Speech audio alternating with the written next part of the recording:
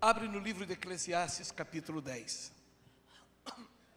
Eu já falei essa palavra há um tempo atrás aqui, mas eu estava orando essa semana, pedindo a Deus discernimento e direção, a fim de que trouxesse aquilo que o Espírito Santo de Deus quer falar conosco. E o Senhor me direcionou a começar por essa palavra, mas tem algo muito específico para falarmos hoje sobre o que vamos manifestar aqui.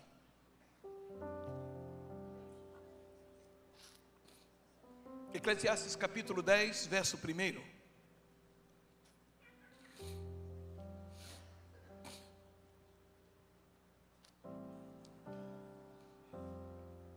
Livro de Eclesiastes, na Bíblia Sagrada, capítulo 10, verso 1, só o primeiro diz assim: assim como a mosca morta faz exalar mau cheiro e inutilizar o unguento do perfumador, assim é para o famoso em sabedoria e em honra um pouco de malícia ou estultícia. Amém? Muito obrigado, doce e amado Espírito Santo, por essa palavra, pela revelação e pelo que o Senhor quer falar conosco hoje. Obrigado, Pai, em nome de Jesus. Amém e amém. O que eu quero compartilhar um pouco com vocês essa noite é que a impressão que temos que quanto mais inteligente ficamos, mais culto, mais conhecedores, quando temos mais entendimento das coisas, parece que nos tornamos mais manipuladores. E usamos da honra que temos e do conhecimento que temos para seduzir as pessoas aos nossos próprios interesses, aos nossos planos e objetivos. E quando a sabedoria, que é a capacidade do uso do conhecimento, ela deveria ser para favorecer a todos que têm falta ou que nos cercam, ela acaba sendo uma ferramenta para o meu próprio benefício. Quando eu uso da minha autoridade para extorquir e abusar, quando eu uso da minha capacidade para tirar proveito. E que o autor de Eclesiastes, ele diz: assim como uma mosca que ela cai dentro do unguento do perfumista. Então ele está preparando um perfume, ele está elaborando algo para apresentar, para exalar para os outros. Quer dizer, o perfume, ele não tem o poder de mudar a tua cara, né, Ezequias? Mas ele tem o poder de fazer as pessoas se sentirem bem perto de você. Amém? Alguém passa perfume na cara para se maquiar aqui? Nós colocamos perfume atrás da orelha, na gola do vestido, da camisa, na mão, para que as pessoas que estejam perto de nós se sintam bem com o perfume. Assim é a sabedoria para quem usa dela com amor, compaixão e misericórdia. O contrário é uma verdade, quando eu uso da minha sabedoria, do meu conhecimento para seduzir as pessoas. Então chega no momento que aquilo é como uma mosca que caiu dentro do perfume. Aquilo que era para produzir um bom cheiro começa a feder, e as pessoas agora não te admiram nem te desejam, só te suportam. Porque afinal de contas você tem um certo domínio, quer com autoridade, quer com poder financeiro ou coisa que valha. Você agora usa daquilo para tirar proveito, e as pessoas acabam lhe suportando. E torna-se mais ou menos como um parasita grudado no hospedeiro. Você é hospedeiro e os parasitas estão perto só por causa do proveito, não por causa do prazer. Jesus Cristo chegou a falar sobre os religiosos que impediam as pessoas de acessarem o reino dos céus. E colocava uma sobrecarga de jugo tão grande, uma sobrecarga de cobrança tão grande, que as pessoas não se sentiam nem dignas de se aproximarem de Deus. Julgavam a todos, condenavam e cobravam, e sempre para o seu próprio benefício, para o seu uso pessoal, nunca em pró dele mesmo ou do terceiro, sempre em pró de si. Quando nós paramos para olhar na Bíblia Sagrada que Jesus é o começo, a metade e o fim da palavra de Deus, nós olhamos para Jesus Cristo, alguém que simplesmente se doou. Com toda a autoridade que ele tinha, com todo o poder que ele tinha, ele ainda como homem, mas sendo Deus, Filho de Deus, ele nunca usurpou tirar benefício de nada e de ninguém. Toda a sua ação, todo o seu trajeto, todo o percurso de Cristo sobre a terra foi em relação ao próximo. Nunca foi em benefício seu. Ainda que eu andar com alguém, eu acabo sendo abençoado, porque Eu tiro dele aquilo que ele tem sobrando e ele tira de mim o que tem sobrando. Isso é convívio social. É aquela história, Ezequias é professor de universidade. Então você tem conhecimento e o aluno tem dinheiro. Então isso não é um crime. Vocês só estão trocando o que você tem e o que ele tem. Você troca o teu conhecimento e ele dá o recurso. Isso é justo. Agora, não existe ninguém que chega pagando a mensalidade de uma faculdade que sai de lá sem ouvir você ensinar. Não seria justo. Na experiência de vida que todo cristão deve ter, ele precisa encontrar pessoas que pensem que podem melhorar a sua própria vida. Hoje nós estamos numa geração de coaching, né? Muitos coaching. Isso é legal. Eu não concordo com coaching em cima do púlpito, aquele lugar de pastor. Mas dentro de uma sala de aula, dentro de uma universidade, dentro de uma sala, na própria igreja, sentado ensinando com alguém, isso é maravilhoso. Ele está compartilhando o seu conhecimento, a fim de que essa pessoa possa errar menos, ela possa crescer, ela possa acertar mais. Só que quando nós abandonamos a bondade, quando abandonamos o desejo de ser justo, tudo que fizermos vai ser sempre forçado. Ainda no livro de Eclesiastes, no capítulo 10, no versículo 10, coloca para mim, Eclesiastes 10, 10.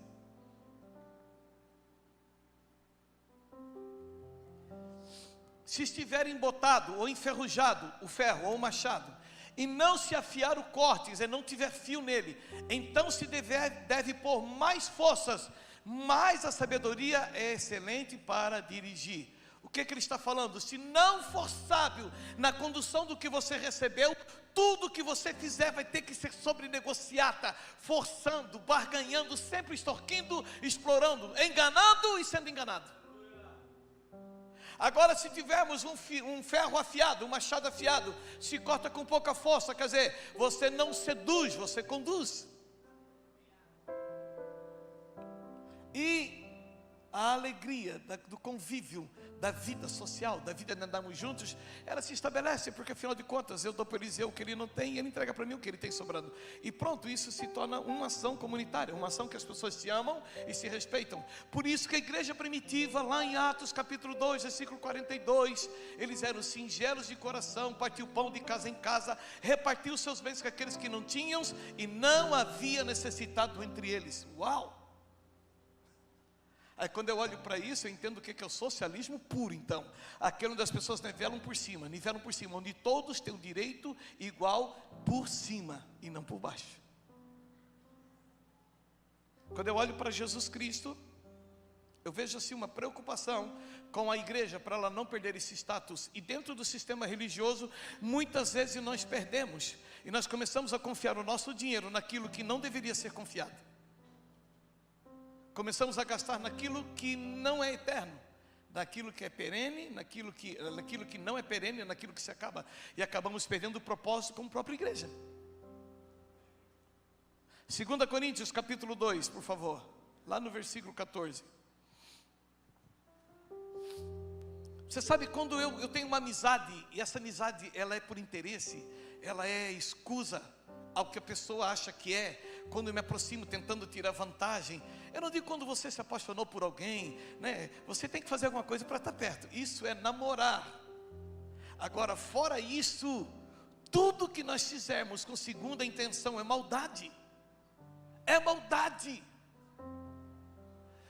E graças a Deus que sempre nos faz triunfar em Cristo, e por meio de nós manifesta em todo lugar o cheiro do seu conhecimento. De novo, o perfume de Cristo. 15. Porque para Deus somos o bom cheiro de Cristo, nos que se salvam e nos que se perdem. Para esse, certamente, cheiro de morte, e para a morte, mas para aquele, cheiro de vida e para a vida. E para essas coisas, quem é idôneo? O que ele está dizendo? Nós carregamos o perfume de Cristo. Aí quando eu trabalho dentro da verdade, da honestidade, eu denuncio que é mentira. Então quando eu chego no ambiente onde a autoridade, ela pratica a mentira, o proveito, o abuso, quando chega alguém com a verdade, denuncia. Agora esse perfume é para a morte de quem está errando. Agora esse perfume para quem está fazendo o certo é para a vida. Pois a própria palavra de Deus diz que o ímpio não permanecerá na congregação do justo. daqueles que querem viver a verdade e praticar a verdade. E sabe o que é legal da verdade? A verdade, ela não fala assim, por você viver a verdade, você nunca vai errar. Não fala isso. A verdade diz assim, se você errar, confesse. Só não esconda, não seja mentiroso, não traia, não coloque embaixo do tapete. Errei, confesse. Pronto, conserte. Qual é o problema? A Bíblia diz ainda que o cair é do homem, mas o levantar é de Deus. Então quando eu errei, se eu estou no ambiente de verdade, eu sou curado quando eu sou confrontado no meu erro. E não tem problema nenhum. Errar é humano, amém?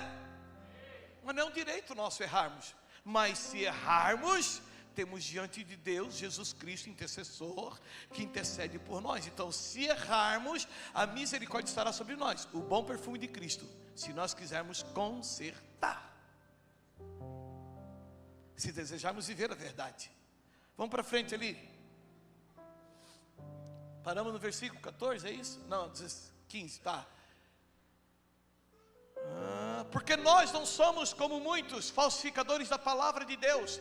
Antes falamos de Cristo como sinceridade, como de Deus na presença de Deus. Porventura começamos outra vez a louvar-nos a nós mesmos, ou necessitamos, como alguns, de cartas de recomendação para vós, ou de recomendação de vós? Vós sois a nossa carta, escrita em nossos corações, conhecida e lida por todos os homens. Porque já é manifesto que vós sois a carta de Cristo, ministrada por nós, escrita não com tinta, mas com o Espírito do Deus vivo, não em tábuas de pedra, mas nas tábuas do coração, ou na tábua de carne do vosso coração. O que Paulo está dizendo? O teu comportamento revela se você é cristão. Não é a palavra que tu prega, é a verdade que você carrega. Paulo diz assim, olha gente, ninguém precisa de carta de recomendação. Eu lembro de papai, né, quando ele era pastor, né? Aí às vezes iam uns irmãos de fora, pastor, eu vim e trouxe uma carta de recomendação. Normalmente o pastor dá carta de recomendação para aquele endemoniado, porque o cara bom, o pastor não deixava ir embora. O cara estava perturbando, eu quero sair daqui, irmão, te dou uma carta, vai. E o meu pai já vacinadinho, ele já sabia, se isso aqui veio, isso deve ter dado problema lá no pastor fulano. Para o cara sair de uma igreja para outra, e o pai ficava, e o velho quase acertava sempre. Então hoje às vezes nós passamos por isso, pastor, eu vim congregar aqui, eu trouxe uma carta de recomendação, e eu já digo, querido, me perdoe, mas a carta de recomendação não fala quem você é. Porque os seus atributos você apresenta. Olha, eu sou doutor, eu sou advogado, eu sou prefeito, eu sou governador, eu sou médico. Os teus atributos você apresenta, mas o seu caráter você revela. É muito distante. Atributos cabem num currículo vitae, o caráter não cabe. O caráter ele cabe nas manifestações. Então ninguém fale de alguém sem primeiro conhecer o seu comportamento. E outra, não despreze alguém porque errou uma vez, porque errar é humano. Sabe quando você caminhou com uma pessoa 10 anos e um dia ela errou e você põe ela no inferno, como se você nunca tivesse errado ou nunca fosse errar. E aí o perfume que devia ter misericórdia, amar e cuidar. Eu concordo que não dá para andar com quem anda com o caráter longe do caráter de Cristo, é muito difícil. Mas com aquele que anda e errou em um momento, nós devemos cuidar e trazer para perto e fazer com que ele se mude. O perfume de Cristo, ele tem que ser perfume essência, né? A água de perfume, a água é aquela que tu passa, dá um cheirinho. A colônia, tu passa depois do banho, fica melhor. Mas o perfume é só as gotinhas, porque ele é essência. Ele, aonde você for, ele te acompanha. Aliás, tem perfume que dura até 24 horas. O perfume de Cristo. O nosso caráter, ele acaba sendo revelado não naquilo que nós já conquistamos, mas naquilo que já fizemos ou que estamos fazendo. Sabe uma coisa muito fantástica, que quando nós falamos das medalhas, né, das coisas que eu conquistei, quando eu falo para alguém, olha, vale a pena, você deve permanecer firme, olha onde eu cheguei. Eu acho que o ideal, quando nós mostrássemos as medalhas, nós deveríamos mostrar as cicatrizes também. Porque as medalhas falam da minha glória, da minha conquista, mas as cicatrizes, elas, como é que é a palavra? Eu acho que eu escrevi em algum lugar aqui. Elas legitimam aquilo que eu conquistei. Elas vão legitimar. Se você diz, eu cheguei, mas eu passei por isso e por isso, então legitima a tua conquista. Quando você não tem cicatrizes, a tua conquista ela é duvidosa. Quando você não percorreu um espaço onde você pagou um preço para chegar lá.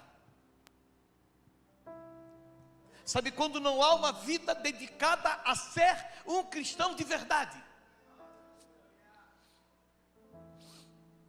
Quando parecemos um pedaço de pau jogado no rio que a enxurrada leva, e infelizmente por caminhos que não deveríamos passar, e achamos que aquilo é viver, e esquecemos que em Cristo existe uma estrutura de caráter, em Cristo existe um comportamento.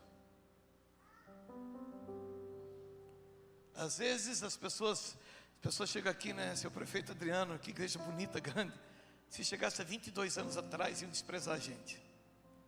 Há 22 anos atrás era eu, minha esposa, nossos 3 filhos, dentro de uma sala de casa, atendendo um chamado de Deus, desesperados. O que vai ser da nossa vida? Então hoje nós podemos apresentar as medalhas, mas temos bastante cicatrizes para ensinar as pessoas que estão vindo atrás. Vai valer a pena. Vai valer a pena. Quem conta a vitória de uma guerra costuma poupar as pessoas das dores que ela causou. E é errado. É aquela história do papai, quem dá tudo de mão beijada para os filhos, ele nunca vai dar o valor, nunca vai reconhecer o preço daquilo. E os filhos, eles precisam entender o preço que se paga para chegar naquele lugar. E quando eles entendem, eles valorizam. E quando eles valorizam, eles não perdem.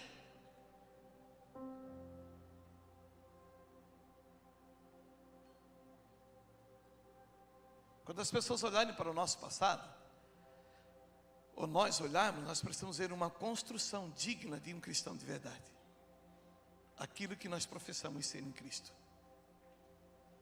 Jesus, quando ressuscitou, depois de toda a sua obra completa, depois do seu bom perfume ter sido espalhado pela terra, alcançou-nos aqui no Brasil. 1500 anos depois de sua morte, quase 1500 anos depois, o Evangelho chega aqui nessa terra e começa a conhecer o perfume de Cristo. Mas ele não chegou no meio dos discípulos dizendo: olha, eu ressuscitei, eu sou Deus, eu sou Senhor, eu sou Salvador. E ele poderia fazer, porque a chegada de Jesus foi uma apoteose naquele dia. Estavam reunidos, a casa trancada, tudo fechado, ele aparece no meio. E ele aparece e a galera se apavora. Um fantasma, quem é? Irmãos, eu vejo todo mundo correndo para os quartos, para os cantos, gente se escondendo. E ele, não, gente, para um pouquinho. E ele não fala assim: olha, eu sou Deus, receba, não. Ele não soprou o Espírito Santo de cara, recebeu o Espírito Santo. Qual foi a primeira coisa que Jesus fez para os discípulos saberem que era ele? O que ele mostrou? O que ele mostrou? Os discípulos só conseguiriam reconhecer ou identificá-lo pelas suas cicatrizes, porque a própria Bíblia Sagrada diz que Satanás, ele se transforma num anjo de luz para enganar. Então, pera um pouquinho, és tu mesmo, Senhor? Sou eu, gente, olha aqui minhas cicatrizes, está lá em João capítulo 20, olha minhas marcas. Eu tenho marcas de alguém que conquistou, que venceu. Por onde eu passei eu estabeleci. Eu não estou aqui à toa. Eu estou exalando um perfume durante a minha vida toda. Há uma construção. Ninguém muda de caráter do dia para a noite. Caráter é uma construção. Os discípulos se assustam. Quer ver uma coisa? Abre comigo lá em João capítulo 20, lá no versículo 20. Olha que show esse negócio, que lindo que é isso.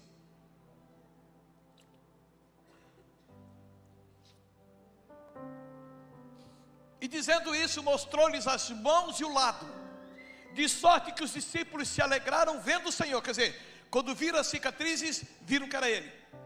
E disse depois Jesus, outra vez: Pai seja convosco, assim como o Pai me enviou, também eu vos envio a vós. E havendo dito isso, quer dizer, depois que eles reconheceram que ele era o Cristo, assoprou sobre eles e disse-lhes: recebei o Espírito Santo. Aqueles a quem perdoardes os pecados, lhes são perdoados, e aqueles a quem retiverdes, lhes serão retidos. Ora, Tomé, um dos 12, chamado Dídimo, não estava com eles quando veio Jesus. E disseram-lhe, pois, os outros discípulos: vimos o Senhor. Mas ele disse-lhes: se eu não o vir. O que é que Tomé queria ver? Sinais, maravilhas, milagres, o céu se abrindo, ele passando pela parede? Se eu não vir o sinal dos cravos em suas mãos, e não puser o dedo no lugar dos cravos, e não puser a minha mão no seu lado, de maneira nenhuma eu crerei. Tomé era a auditoria dos discípulos.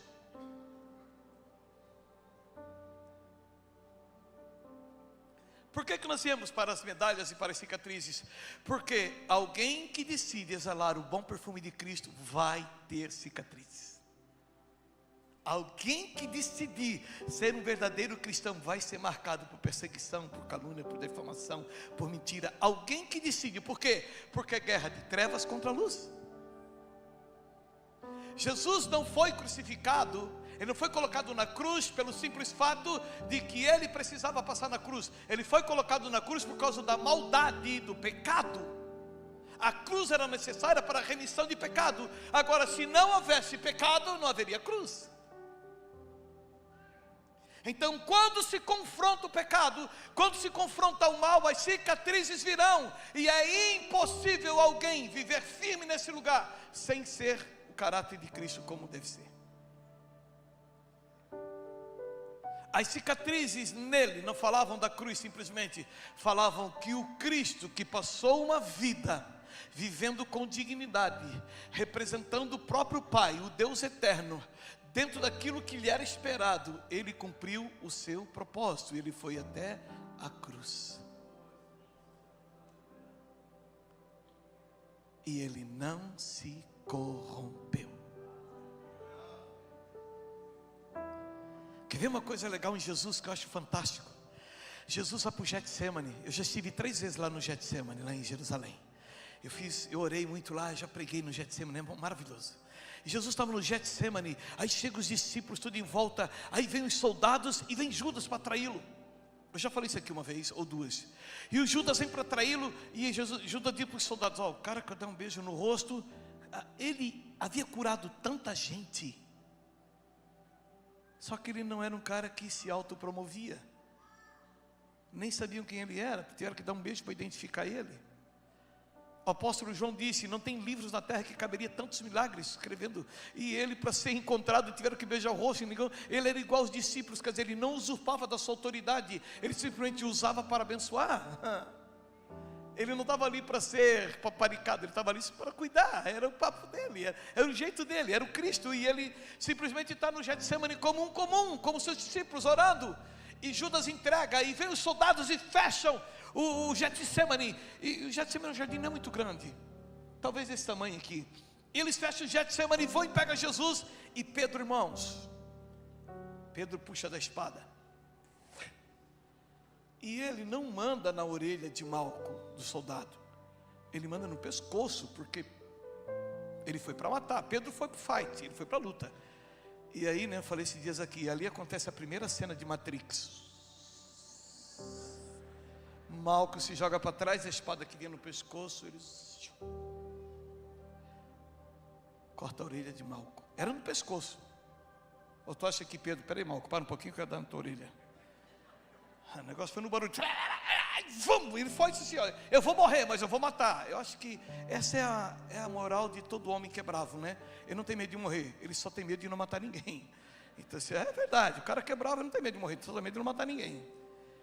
E ele dá ali, Jesus pega na hora, repreende. Mano, imagina o barulho que deu na hora, lança tudo no pescoço dos 12.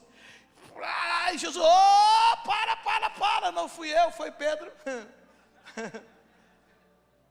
Jesus, calma, gente, calma. Ele se abaixa, o perfume dele enche o jardim do Getsemane. Todo mundo assustado o que ele vai fazer. E o bom perfume de Cristo se espalha ali junto à orelha de Malco. Eu vejo Malco sangrando com dores terríveis. Jesus chega em Malco. Malco, calma. Como é o nome dele? Gente? É Malco. Calma, Malco, calma, deixa eu ver. Não, deixa eu ver, Malco, calma, Malco. O perfume tomou conta do ambiente. Malco tira a mão de cima, ele pega a orelha e a dor desaparece. perfume dele recendia. Agora vejo os soldados sobre uma ordem, eles são obrigados a cumprir o que o comando mandou. Mas Jesus fala para Pedro: Pedro, se eu pedisse para o Pai agora, Ele mandava 12 legiões de anjos, está escrito na palavra. Ele acabava com tudo. Uma legião é 6.200 elementos. Tu bota isso vezes 12, tu sabe quantos anjos precisa para acabar com a terra inteira. Pedro, se eu pedisse para o meu pai, ele mandava 12 legiões de anjos, acabava, ninguém ia para a cruz aqui, Pedro, fica de boa. Você tem que entender que eu preciso cumprir o propósito. Eu não vim para mim, eu vim para vocês. Eu não estou sobre a terra para servir o Casas, eu estou aqui para servir o Kenny. Eu não estou aqui para servir, eu estou para servir você. O bom perfume de Cristo. Isso é muito legal quando a gente entende que a minha presença, ela deve mudar o ambiente. Né, Anderson? As pessoas precisam olhar para mim e dizer assim: cara, eu sabia que tu tinha uma coisa diferente. Cara, quando eu negociei contigo, eu sabia que tu tinha uma coisa diferente. Não, cara, eu represento Cristo, por isso que o nosso negócio foi certo, foi honesto, sem mentira, está aqui, ó. É isso, tá bom para ti? Tá bom. Sabe quando as pessoas olham para você e dizem: cara, é tão bom estar perto de você, é tão bom sentir Deus em você, é tão boa a sua presença. Sabe, Giba, aquelas pessoas carregadas que quando chega tu sabe, caramba, que isso. Mas tem aquelas pessoas que o ambiente fica leve, é o perfume de Cristo que está, e a gente nem percebe, e o ambiente ficou gostoso, ficou leve. É alguém que representa Cristo. O perfume, ele não precisa falar, mas o ambiente, ele fica leve. Por isso que ter sabedoria, conhecimento, mas ter malícia e maldade estraga o perfume. Ninguém está aqui para ter o melhor, nós estamos aqui para fazer o melhor.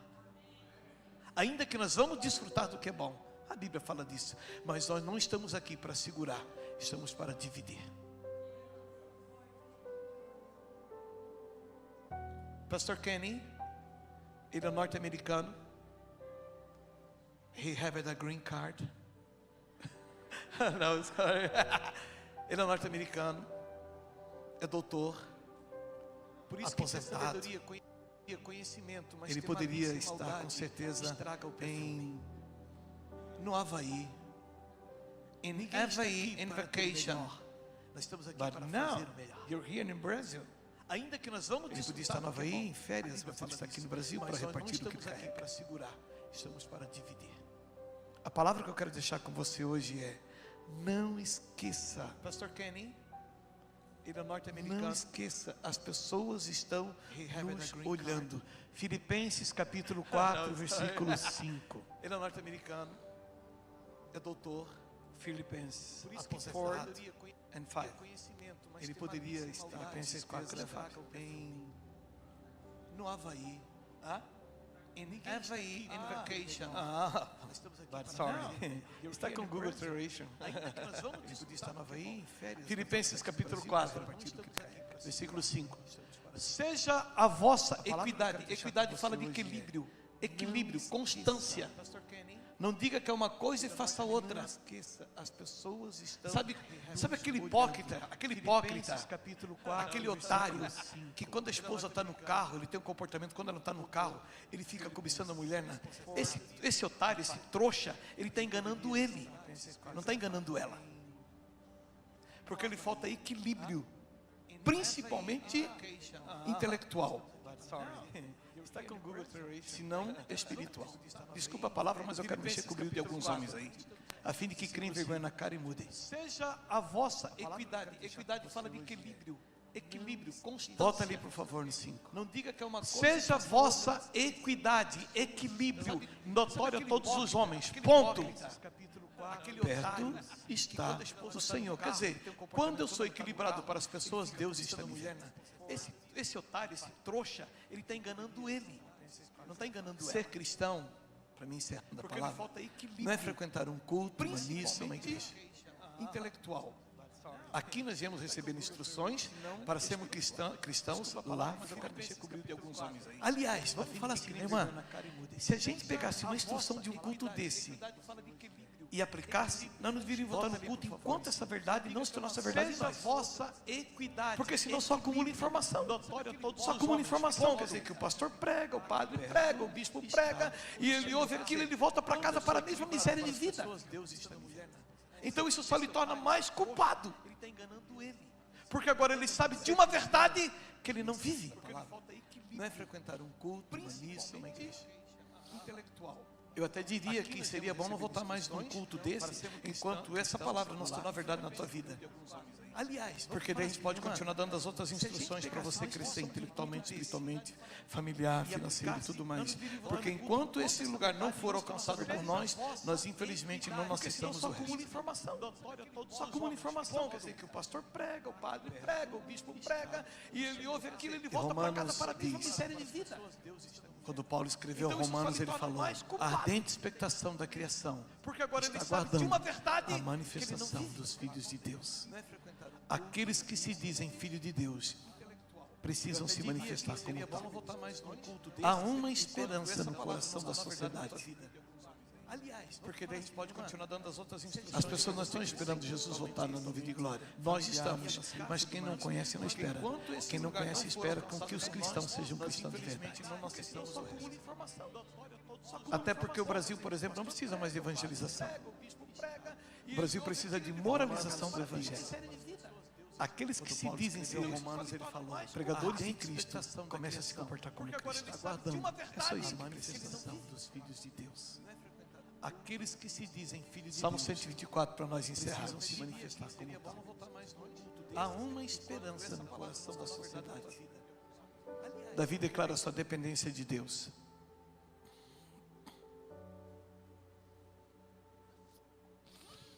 Se não for o Senhor que esteve ao nosso lado, ora, diga Israel.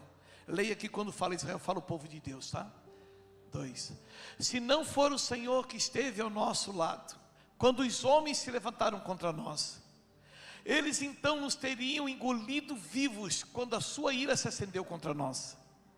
Então as águas teriam transbordado sobre nós e a corrente teria passado sobre a nossa alma. Então as águas altivas teriam passado sobre a nossa alma. Bendito seja o Senhor que não nos deu por presa aos seus dentes. Acabou? A nossa alma escapou como um pássaro do laço do passarinheiro. O laço quebrou-se e nós escapamos. O nosso socorro está em o nome do Senhor que fez o céu e a terra. Os que confiam no Senhor são como um monte de Sião, que não se abala, mas permanece para sempre. Sabe o que é confiar? Confiar é se tornar fiador. É fazer com que aquela palavra que alguém falou tenha validade mesmo pela minha vida. Se eu estou aqui como fiador dele, eu digo que a palavra que ele falou é fiel e verdadeira. Então, a minha fiança está nele. Eu fio, quer dizer, eu vivo o que ele disse. Esta é uma verdade para mim.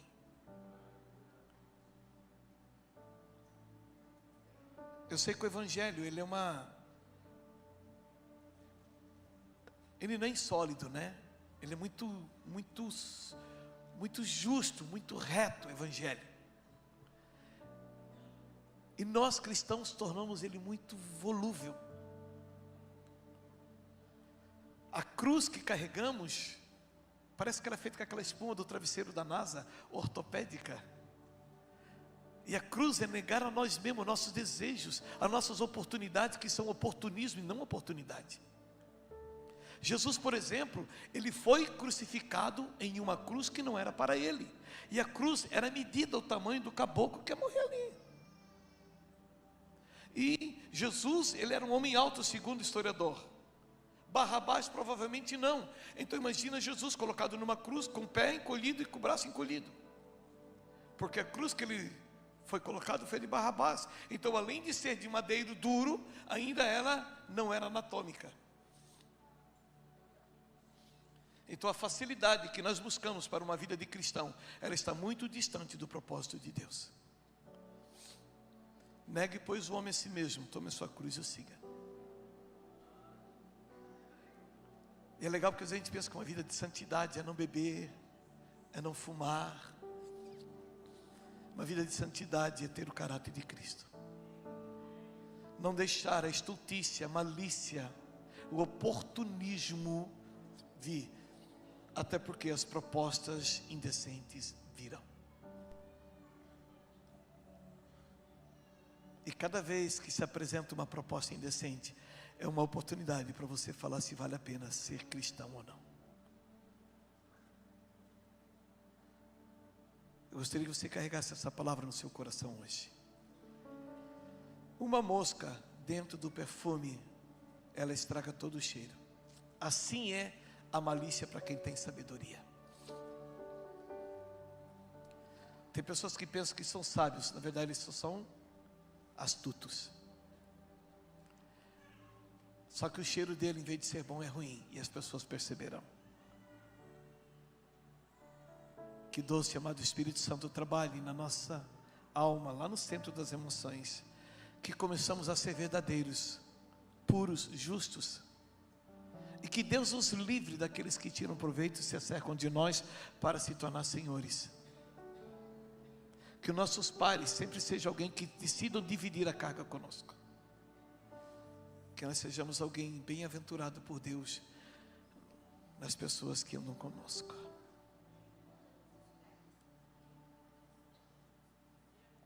O mundo é dos espertos, mas o reino de Deus é dos justos. É só escolher o que você quer. Ser justo e honesto não é uma obrigação, é um dever. Pastor, você bebe bebida alcoólica? Eu não, você não pode? Claro que eu posso. Você não gosta? Quem não gosta? Então por que você não bebe? Porque eu não quero. Por que você não quer? Porque eu trabalho com pessoas que vieram do alcoolismo, famílias destruídas. Nós tiramos esse cara. Quando eu conheci o pastor Júnior, imagina, pastor Júnior, tu vindo para uma igreja, e o Júnior bebia muito, eu lembro disso. Você vindo para uma igreja que o pastor ia sentar contigo na mesa do bar e tomar uma gelada. Tu acha que eu tinha saído daquela vida? Quantos anos que você não põe nada na tua boca? 22 anos, quando eu conheci ele. Está entendendo, prefeito? Eu não bebo não é porque eu não posso, porque eu não quero, é porque eu não devo. O meu perfume tem que dizer para ele que vale a pena permanecer onde ele está. Eu nunca tive problema com álcool, mas ele teve. Então ele é meu amigo, ele olha para mim e diz, vale a pena, no caso os consegue, eu vou conseguir. Fulano é justo, eu consigo ser justo. Ele é reto, eu consigo ser reto. Ele consegue, sabe aquele amigo que tu gosta de andar com ele, porque ele é sério com a esposa dele? Sabe aquele cara que é ruim de andar com ele, que quando a esposa sai de perto, ele se torna pornográfico, e um cara malicioso, e você fica, pô cara, eu não sou esse tipo de gente. Sabe, o perfume dele já tem uma mosca dentro e fede. É porque ele não entendeu que o perfume que ele está exalando pode ser o de Cristo, mas pode ser do próprio diabo.